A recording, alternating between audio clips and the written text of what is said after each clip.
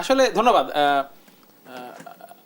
এরকম একটি মানে শোকাবহ সময়ে আমরা আলোচনা করছি। আমি আসলে প্রথমেই আমাদের যে শিশুগুলো নিহত হয়েছে এবং অনেকেই নিহত হয়েছে এই বিমান দুর্ঘটনাতে মাইলস্টোন স্কুল অ্যান্ড কলেজে, তাদের প্রতি শ্রদ্ধা জ্ঞাপন করছি এবং তাদের পরিবারকে যেন আল্লাহ তাআলা এই শোকটা বহন করার শক্তি দান করে সেই কামনা করছি। আপনি যে বিষয়টা বলছিলেন যে শেষ সময়ে এসে আমাদের মনটা খারাপ কেন, আসলে আমরা তো অপেক্ষা করছিলাম যে কিছু একটা ভালো হয়ে যাবে। এখনো যে আমরা আশাবাদী না তা না, আমরা এখনো আশাবাদী, কিন্তু দিন যত গড়িয়ে যাচ্ছে এক একটা দেশ ডিল করে ফেলছে, আমরা এখনো করতে পারি নাই। সেই কারণে আসলে কিছুটা আমাদের মনোবেদনা। কিন্তু এতদিন ধরে আমরা আশান্বিত ছিলাম যে যেহেতু আমাদের সরকার কাজ করছে, আমরা যে কোনো দিনই একটি সুখবর পাবো।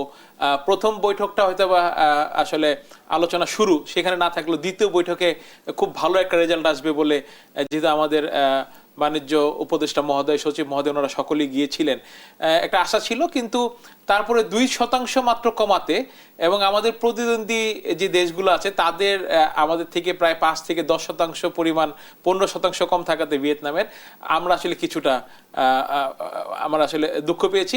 কিন্তু আমরা এখনো আশাবাদী যে আমরা মনে করি যে আলোচনা শেষ হয়ে যায়নি, যদিও সময় খুব কম, আর মাত্র 7 দিন তৃতীয় ফেজের আলোচনা শুরু হবে, বা হয়তোবা আমেরিকান প্রশাসন এটা সময়ও বাড়ায় দিতে পারে বলেও আমরা অনেকখানি শুনতে পাই। তো যেটাই হোক, আমরা আশাবাদী যে আমাদের জন্য ভালো কিছুই হবে।